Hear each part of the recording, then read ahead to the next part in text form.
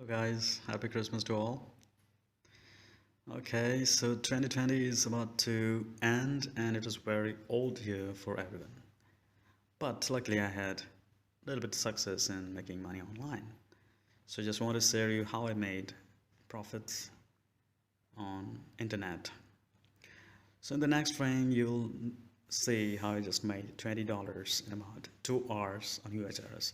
That's sometimes possible, not but always. So you have to have some tricks that prevent you to get disabled on some hit apps, right? So after 3 attempts you get disabled on hit apps, but you'll find a technique, you'll find a trick here in my book that you don't get disabled even after having 3 warnings, right?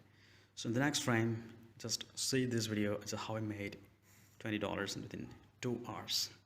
Best luck, and just don't forget to download the book, right? Thank you.